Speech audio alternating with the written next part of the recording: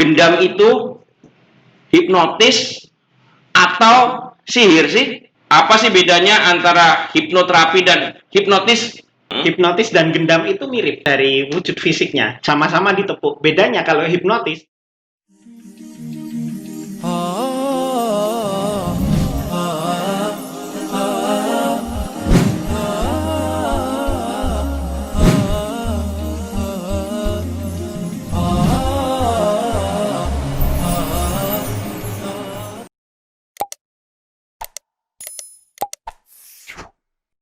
Tatap mata saya. Assalamualaikum warahmatullahi wabarakatuh. Alhamdulillah masih bersama saya Irfan Aditama di Santri Abadi Podcast Studio. Alhamdulillah hari ini Irfan kedapatan tamu yang luar biasa. Siapa dia? Tatap mata saya, Masya Allah. Makanya saya pakai kacamata nih, gitu. Jadi ada tamu luar biasa hari ini. Siapakah dia? Mas Arnold Meka, pakar hipnotis. Monggo Mas Arnold memperkenalkan diri. Ya, Assalamualaikum warahmatullahi wabarakatuh. Nama saya Arnold, praktisi hipnotis hipnoterapi. Ya, jadi kami sejak 2011 itu mengadakan pelatihan dan melayani berbagai macam terapi, Mas. Berbasiskan hipnotis dan hipnoterapi. Hipnotis hipnoterapi. Tinggal di Solo? Iya, di Karanganyar tepatnya. Di Karanganyar. Masya Allah, hari ini kita mau bahas, ya, temanya hari ini spektakuler, yang mungkin ditunggu teman-teman semua. Gendam itu hipnotis atau sihir sih? Nah, ini kita bahas ya. Tapi Irfan mau tanya dulu nih, Mas Arnold, apa sih bedanya antara hipnoterapi dan hipnotis? Oke, jadi hipnotis itu sebenarnya adalah suatu kondisi ya. Suatu kondisi di mana kondisi itu kita sangat fokus sehingga mengabaikan hal-hal yang lain. Misalnya nih, orang yang hobi mancing, itu dia mancing dari jam 7 pagi sampai jam 4 sore, tapi nggak kerasa. Nah, itu adalah hipnotis sudah. Jadi kondisi di mana kita sangat terfokus terhadap suatu hal sehingga mengabaikan hal-hal yang lain. Itu hipnotis. Jadi gini ya, bapak-bapak yang sering sepedaan, nah, ya betul. Sehingga melalaikan istrinya, itu apa hipnotis juga? Iya betul. Jadi terhipnotis oleh sepeda. Oh iya, jadi gini Mas. Tapi hari ini tema kita berkaitan tentang bagaimana gendam itu menurut hipnotis dan menurut pandangan perspektif agama Islam. Nanti kita bahas ya. Jadi Mas Arnold ini pakar hipnotis ya. Mas Arnold, kalau hipnoterapi sama hipnotis bedanya ini apa? Kalau hipnotis itu adalah kondisi di mana pikiran kita terpusat sehingga mengabaikan hal-hal yang lain. Kalau hipnoterapi itu terapi menggunakan kondisi hipnotis. Terapi menggunakan kondisi hipnotis. Iya, jadi orangnya dibuat fokus, dibuat rileks, dibuat perhatiannya benar-benar terpusat sehingga bisa membuka gerbang bawah sadarnya. Orang gagas liane. Enggak gagas liane ya. Bojone arep ngajak jagong, arep ngajak apa, pokoknya tinggal pit-pitan. Gitu. Iya, kurang lebihnya kayak gitu. Oh iya, Mas Arnold, jenengan sudah berapa lama ini di dunia perhipnotisan? Sebenarnya belajarnya sejak 2009. Cuma karena masih belajar, masih banyak melakukan kesalahan, perlu banyak latihan, akhirnya sama guru-guru saya diminta untuk terus latihan gitu. Diminta untuk terus bereksperimen, akhirnya sejak 2010 mulai bikin pelatihan tapi masih amatir. Terus 2011 mulai yang profesionalnya. Terus siapa aja yang kira-kira memerlukan, kita bahas hipnoterapi dulu ya, yang nggak serem. Siapa aja yang memerlukan hipnoterapi itu? Anak-anak dan dewasa, intinya komunikasi masih lancar. Karena inti dari hipnotis adalah komunikasi ya. Misalnya anak-anak yang makan nasinya susah gitu ya, makan sayur susah, itu asal dia sudah bisa diajak ngobrol, nyambung, ketika diajak berkomunikasi, maka dia sudah mulai bisa dihipnoterapi. Anak-anak umur berapa itu? Ya, tiap hipnoterapis beda-beda standarnya. Tapi kalau saya itu minimal 10 tahun. Sudah bisa ya? Teman-teman lain ada yang melayani sejak 8 tahun itu sudah bisa. Tapi kalau saya ya minimal 10 tahun. 10 tahun ya. Jadi sudah balik lah antara baru bisa di proses itu ya hipnoterapi. Terus penyakit apa aja yang bisa ya kesembuhan kan milik Allah ya. Kita sama-sama karena kita umat Islam sembuhan milik Allah, tapi penyakit apa aja yang bisa diterapi dengan hipnoterapi gitu. Yang pertama jelas permasalahan psikis, stres, depresi, kecewa, marah, sedih, dan lain-lain. Terus ini penyakit-penyakit psikosomatik. Psikosomatik. Jadi penyakit fisik yang akarnya dari pikiran, contohnya mah. Mah itu kan sebenarnya dari menyimpan dendam. Jadi ketika kita menyimpan dendam itu akan menimbulkan miskomunikasi antara otak dengan lambung. Jadi lambung itu memproduksi asam lambung, memproduksi asam padahal otak tidak mengkomando. Sehingga kesalahan terjadi salah. Terus ada juga migrain. Migrain itu biasanya karena stres gitu ya. Oke. Karena migrain itu harus stres. Iya. Nah, kalau Irfan biasanya tuh migrain di akhir bulan. Itu apa tuh kira-kira tuh? Karena banyak pikiran juga ya? Bisa banyak pikiran. Pikir gaji anak-anak, mikir harus bayar yang lain. Itu bisa kayak gitu ya, ada stres ya? Iya. Oke, Mas Arnold luar biasa sekali. Terus kalau asam lambung itu GERD ya termasuknya ya? GERD itu. GERD itu pembunuh keberapa ya? Kedua setelah jantung atau bagaimana, itu luar biasa sekali. Kalau saya baca bahkan ada berapa artis ya yang suaminya meninggal karena itu ya? Betul sekali. Itu pikiran yang stres, terus penghasilan asam lambung yang berlebihan atau bagaimana? Sepanjang pengalaman kami kalau GERD, pokoknya yang berhubungan dengan lambung itu karena menyimpan dendam. Jadi dia di masa lalu dia punya marah sama seseorang, orangnya belum minta maaf atau dia belum memaafkan, tapi pikiran sadarnya lupa.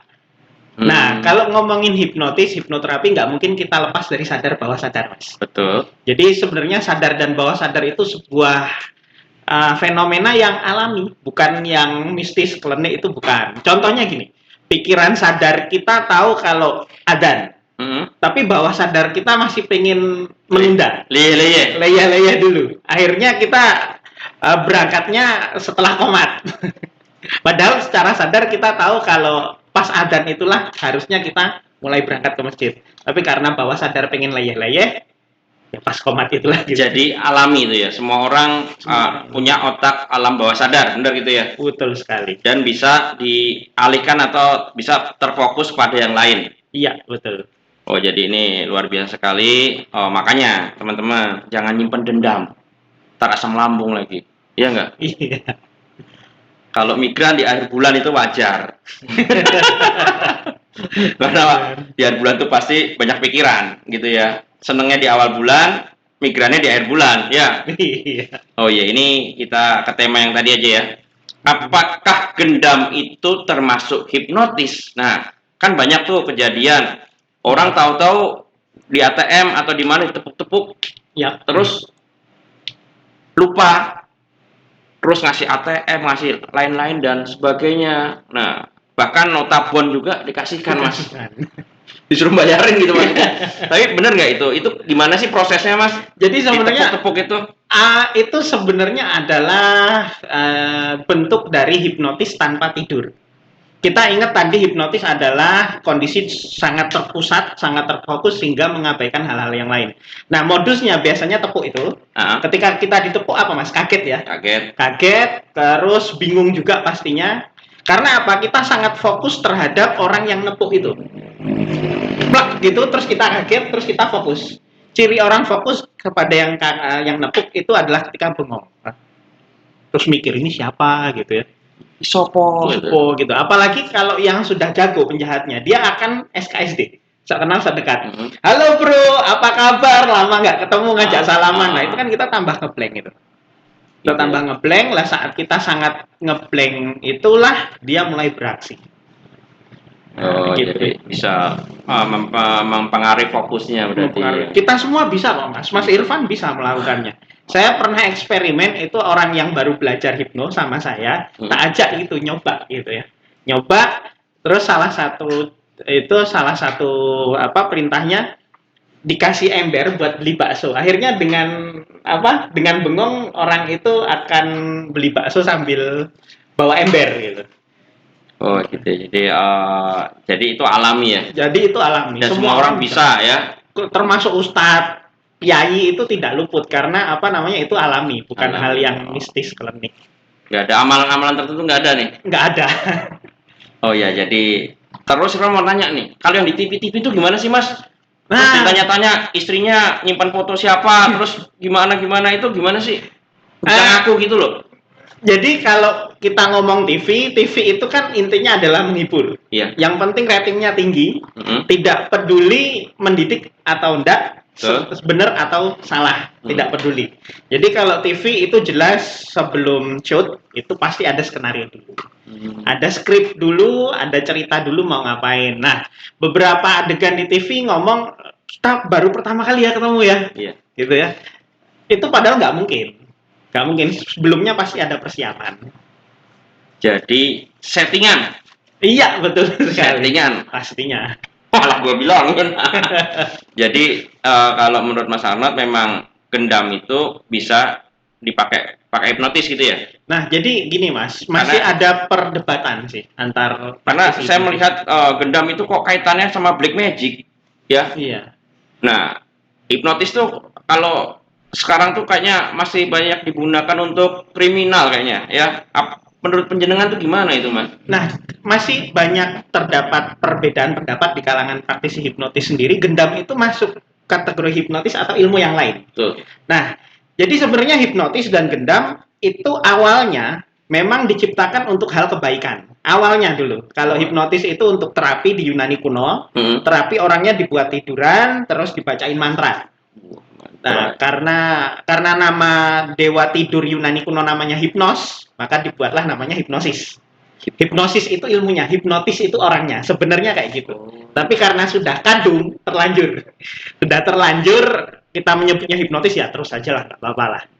Terus kalau gendam itu dulu saya pernah baca di bukunya Hisham Al-Fahri itu kalau nggak salah, gendam itu awalnya untuk memisahkan bayi yang ini masih menyusu, padahal sudah 3-4 tahun atau 4 tahun. Itu namanya apa? Menyapih ya. Menyapih ya. Yang nggak tahu nanti tanya sama orang Jawa, menyapih itu menyapih, apa? Ya. Jadi gendam itu awalnya dipakai untuk menyapih, terus untuk penyembuhan juga. Tapi yang namanya ilmu terus dikuasai oleh orang yang berniat buruk, gitu ya. Berniat buruk, maka ilmu itu disalahgunakan. Nah, jadi ada beberapa perdebatannya gini, gendam itu hipnotis atau bukan? Kalau saya yang sudah saya pernah sudah menggendam. Oh, belum. Saya waktu tahun 2014 itu sowan langsung ke guru gendamnya nomor 1 di Indonesia, di Kendal. Itu ya. Jadi beliau berpendapat gendam beda Mas sama hipnotis. Ya sudah, itu pendapat beliau ya. Dan saya lihat memang beda Mas. Di hipnotis itu kan tidak pakai mantra. Kalau gendam itu ada mantranya. Jadi ada mantra tertentu yang itu tidak bisa diganti. Ada mantra-mantra tertentu, terus misalnya mantra itu dibaca dulu, terus dia ngirup asap rokok, ya, betul. Terus orangnya disepul, gitu langsung bisa tidur. Kalau hipnotis kan nggak bisa kayak gitu. Sihir lah, gitu loh, jadi sihir. Jadi memang kalau menurut AA sendiri sih, memang ya kalau bagi saya gendam itu menggunakan sihir. Makanya ini kan kita sharing ya, nanti biar teman-teman netizen atau teman-teman di medsos bisa menyimpulkan sendiri gitu. Bisa komen sendiri ya, nanti di kolom komen, atau bisa tanya juga, bisa ke saya atau pakar hipnotis ya. Masya Allah. Tapi masalah nggak pernah gendam, Belum pernah. Kalau digendam istri bisa, pernah. Diajak ke mall gitu nggak sadar, tahu-tahu HTM-nya habis. Itu namanya sihir akan dunia itu Mas, kalau begitu. Jadi betul sekali. Kalau menurut perspektif Islam, sihir ya, kita bahas sihir sedikit aja. Sihir itu dalam lisanul Arab atau dalam kotakasa bahasa Arab di halaman dicetakan keempat, halaman 348 ya. Penerbitnya Sidr Beirut itu, buku lama itu ya. Itu ada huruf sin, ha, dan ro. Artinya samar. Ya, kalau Al-Asari berkatakan sihir itu adalah memalingkan sesuatu pada hakikat yang lain atau memalingkan sesuatu yang sebenarnya pada hakikat yang lain. Nah, itu sama kan seperti itu, mengalihkan fokus dengan hakikat yang lain gitu loh. Jadi sihir itu menurut Ibnu Manzur bahwasanya sihir itu dia sudah menyihir sesuatu sehingga dia memalingkan pada yang lain. Nah, gitu ya. Jadi ya termasuk menurut saya memalingkan konsentrasi di situ ya. Nah, sihir itu lembut dan sihir itu sangat halus.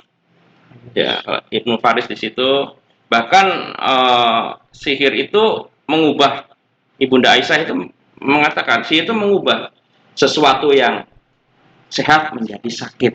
Artinya memalingkan sesuatu. Nah, di sini menurut Al-Azhar itu memalingkan sesuatu dari hakikat sebenarnya menjadi hakikat yang lain. Contohnya ya, orang pasang susuk. Orangnya tua. Tapi dipasangin susuk supaya berpaling seperti BCL.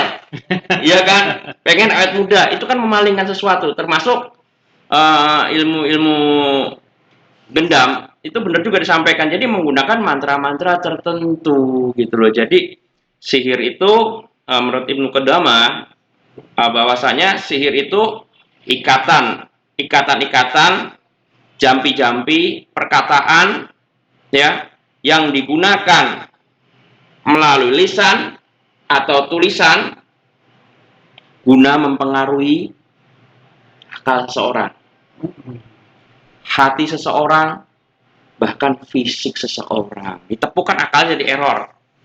Nah, di situ ditepuk jadi error seperti itu. Tanpa harus berinteraksi pada orang yang tersihir. Gitu loh. Jadi mempengaruhi, jadi hampir sama gitu loh ya. Jadi memang ada yang alami, semua orang punya alam bawah sadar, terus bisa juga menggunakan sihir. Kalau saya sih gitu. Jadi kalau saya banyak ke situ. Dan kesimpulannya, sihir itu apa? Sihir itu adalah kesepakatan antara dukun dan setan dengan ketentuan si dukun itu melakukan kemaksiatan, keharuman, dan kemusyrikan guna mendapat imbalan setan. Dan harus menuruti ketentuan apa yang diperintahkan oleh setan. Nah, ini jadi sihir itu yang memalingkan sesuatu pada hakikat yang lain gitu loh. Sihir ini bisa membuat istrinya bercerai dengan suaminya atau suaminya bisa membenci istrinya ya. Nah, saling memisahkan, bukan hanya membunuh. Jahat banget ini sihir. Dan bahkan sihir itu bisa membuat orang lain jatuh cinta. Ini cinta-cinta terlarang atau sihir mahabbah gitu loh. Saya jadi terlalu banyak ke sihir gitu loh. Jadi intinya kalau menurut saya gendam itu menggunakan ilmu sihir. Jadi bisa menggunakan bantuan jin gitu loh untuk mempengaruhi orang-orang yang digendam gitu loh. Jadi ya ini pilihan semua sih Mas. Jadi gitu ya. Jadi saya sepakat juga tadi mengalihkan yang fokus yang sudah fokus kepada fokus yang lain. Jadi blank. Ya enggak. Nah, ini cuman bisa terjadi ketika orang-orang lupa mengingat Allah. Benar ya Mas kayak gitu ya. Nah, kalau dari segi hipnotis atau hipnoterapi, ketika ada orang blank karena gendam itu harus digimanain sih Mas? Nah, jadi misalnya untuk kejahatan ya, hipnotis dan gendam itu mirip dari wujud fisiknya. Sama-sama ditepuk. Bedanya kalau hipnotis, tepukan itu untuk ngetes saja, Mas. Untuk ngetes, misalnya ditepuk terus dia bengong, berarti ini bisa jadi mangsa. Tapi kalau orangnya ditepuk terus malah tanya balik, maaf ya siapa gitu ya, maka orang itu berarti tandanya tidak berhasil di hipnotis atau tidak bisa jadi mangsa empuk. Beda kalau gendam itu tepukan itu memang teknik intinya Mas. Jadi dengan mantra tertentu bisa jadi lah ya, mungkin lah ya, tangannya terus berisikan energi gendam, terus orangnya ditepuk langsung blank. Jadi itulah bedanya. Nah kalau dalam pandangan hipnotis memang orang yang sudah blank entah karena gendam entah karena hipnotis ya memang harus dihipnotis ulang, dihipnoterapi ulang. itu hipnoterapi ulang. Karena gendam dan hipnotis itu tujuannya sama. Sama-sama memasukkan orang ke kondisi trans. Kondisi trans itu adalah kondisi di mana pikiran bawah sadar kita lebih mendominasi dibanding pikiran sadar. Jadi tujuan gendam dan hipnotis adalah sama. Bedanya kalau hipnotis menggunakan teknik komunikasi, kalau gendam menggunakan mantra dan energi. Ya, jadi hampir sama dengan sihir. Jadi pada hakikatnya kalau sihir itu kan adalah ikatan mantra-mantra, ikatan jampi-jampi, ya, yang dilontarkan berupa tulisan atau lisan untuk mempengaruhi akal pikiran seseorang, hati seseorang, bahkan fisik seseorang. Jadi memalingkan lah, hampir sama-sama lah seperti itulah. Ini pilihan lah, artinya seperti itu. Dan nanti kita kembalikan pada teman-teman semua mau seperti apa. Dan hari ini memang hari yang luar biasa, ada sedikit pencerahan. Tip-tipnya nih Mas, supaya tidak bisa digendam seperti apa? Nah, kalau gendam itu karena dia mainnya energi, maka kita harus dalam kondisi energi yang tinggi juga. Kondisi energi yang tinggi itu bebas stres, bebas emosi-emosi negatif seperti marah, rasa sedih. Itu jadi kalau kita di tempat umum, itu sangat mudah digendam, kita kena gendam, ketika kita masih menyimpan dendam sama seseorang. Terus kita lupa mengingat Allah gitu ya. Betul. Terus kita misalnya nih ya ada kesombongan. Sombong itu misalnya kita punya HP baru. Terus kita merasa wah ini keren nih HP ku keren nih HP baru. Itu pertahanan kita lagi lemah Mas. Lemah terhadap ya? Sihir itu lagi lemah. Betul. Jadi sombong itu adalah apa ya salah satu bentuk emosi yang paling disukai penjahat metafisis. Ketika kita sombong, energi kita sangat rendah. Metafisik ini opo Mas? Metafisik itu kalau fisik kan kelihatan, kalau meta itu dibalik itu. Jadi tidak kelihatan. Misalnya sihir, jin itu metafisik. Kalau fisika itu kan yang kelihatan kayak gini. Metafisik adalah ya klinik-klinik gitu salah satunya ya. Nah, jadi itu hindari rasa sombong, marah, sedih, kecewa. Kalau kemana-mana itu selalu bawa tasbih ya, kan kita sekarang enak Mas, zaman sekarang tasbih ada di HP gitu. Kita kan megang HP terus ya, kita tasbih terus itu sangat membantu. Kalau hipnotis itu tidak terkait iman dan takwa. Siapapun bisa kena. Betul. Jadi misalnya gini, pukulan ini kan mau orang hafal 30 juz, mau orang hafid sekalipun hafal hadis matan beserta perawinya, itu kalau dipukul ya sakit. Sama ketika hipnotis ini beraksi, orang yang alimnya kayak apapun bakal tetap kena karena ini adalah teknik yang sifatnya ilmiah dan alamiah. Nah, kalau hipnotis itu kuncinya adalah kita tetap waspada di tempat umum. Karena kejahatan hipnotis atau penjahat hipnotis itu paling senang adalah di tempat keramaian. Kalau tempat sepi kan orang waspada ya, jangan-jangan ada jambret, jangan-jangan ada copet. Tapi kalau tempat keramaian banyak orang yang lengah gitu. Alah aman di sini kan rame. Justru itulah hipnotis sangat senang. Jadi hipnotis itu mau orang yang menurut jenengan nih ya, menurut jenengan loh ini. Kalau menurut saya nggak tahu nanti saya berikan. Menurut jenengan itu hipnotis bisa kena orang soleh, bisa kena orang yang nggak soleh. Nggak soleh pun bisa. Jadi semua bisa kena, boleh kena ya gitu bisa ya. Bisa kena. Oke gitu. Tadi jenengan bilang ketika memang kita blank. Ya, kita blank itu akan lebih cepat terhipnotis, gitu ya? Betul sekali. Nah, kalau dari Irfan ada tipnya nih, Mas. Oke, gimana, Mas? Kalau kita blank, ya semua itu pasti akan kena. Sihir pun kena, apapun kena, ketempelan pun kena, dan macam sebagainya itu bisa kena, gitu loh. Tapi, kalau kita mengingat Allah, insya Allah Allah akan jaga. Dan itu tidak akan blank. Benar, jenengan. Jadi, memang harus berzikir terus kita. Dimanapun tempat rame, tempat sepi, kita harus mengingat Allah. Nah, ini salah satu tambahan tip dari Irfan. Mohon maaf karena jangan sampai kita blank, benar ya? Betul sekali. Nah, ini ada kaidah-kaidah di situ. Jadi teman-teman juga bisa baca doa perlindungan juga. Doa ruqyah juga boleh dibacakan untuk perlindungan dan kesembuhan. Ciri-ciri nih orang yang terkena hipnotis seperti apa? Atau gini, hipnotis tuh kalau sihir kan bisa awet lama tuh ya. Kalau setahu Irfan ya karena di bidang sendiri Irfan di ruqyah, alhamdulillah banyak teman-teman yang lama tuh tersihir ya.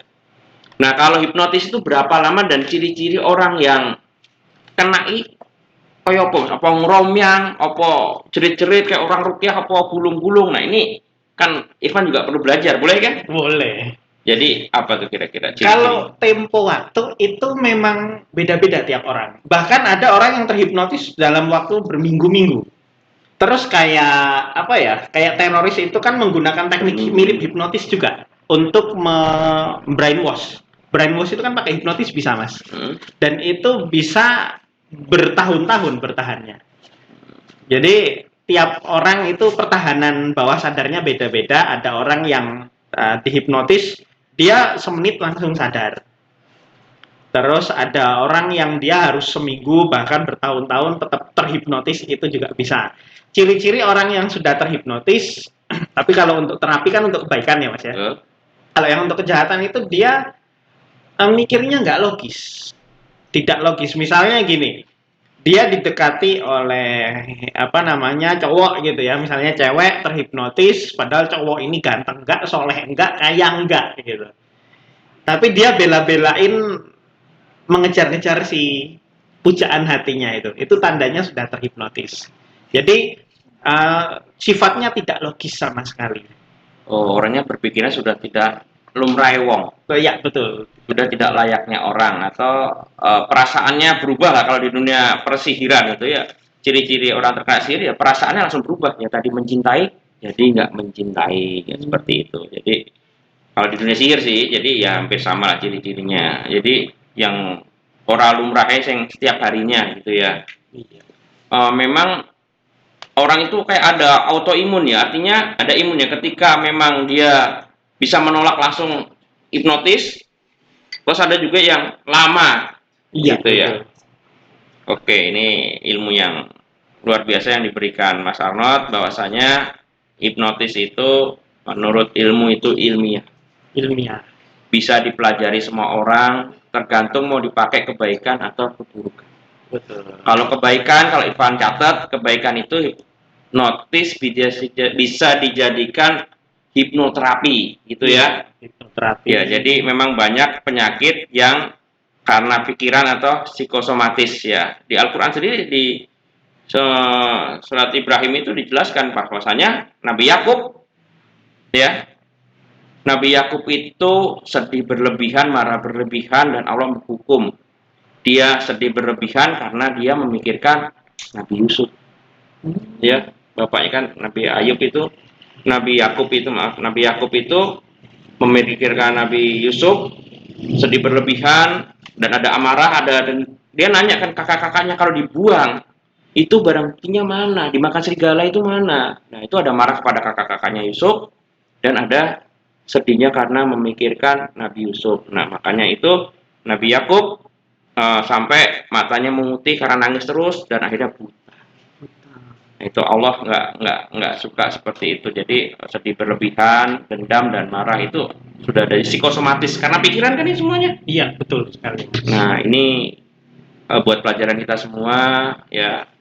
Ya, pertama ya, ketika terjadi hal musibah ya kita harus belajar menerima takdirnya Allah supaya tidak sedih berlebihan. Misalnya omset hari ini produk sudah, nah dipikir terus-terusan kan, wah besok wayah seton nih, hari ini kan seton nih.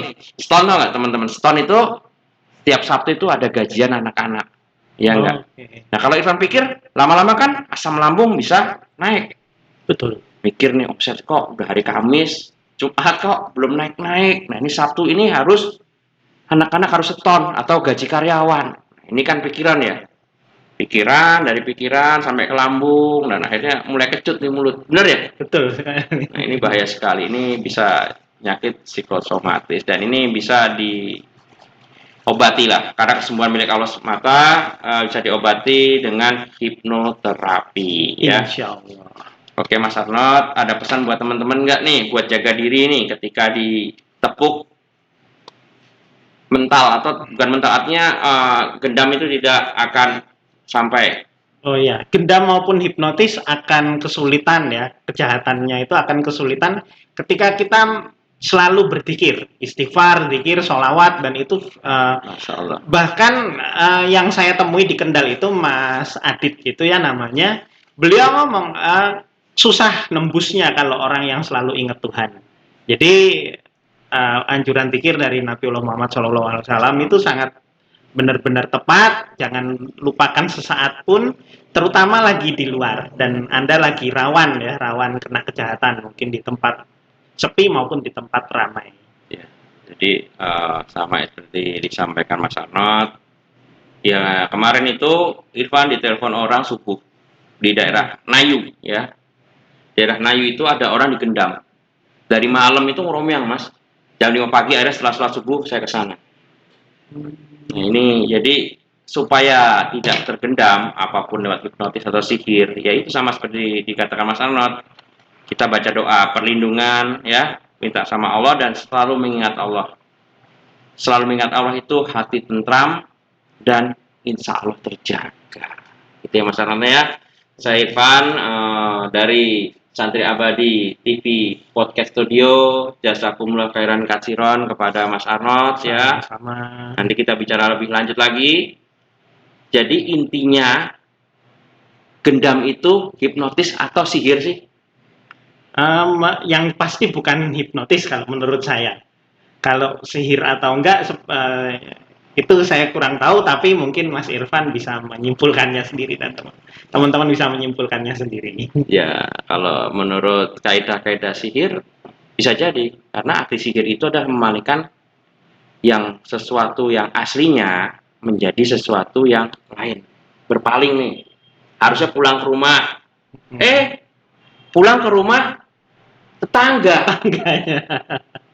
Astagfirullahaladzim. Jadi, siapa yang perlu diruqyah nih? Kita sendiri. Coba tangan yang angkat sini, Mas. Astagfirullahaladzim. Barakallahu fikum. Assalamualaikum warahmatullahi wabarakatuh. Waalaikumsalam warahmatullahi wabarakatuh.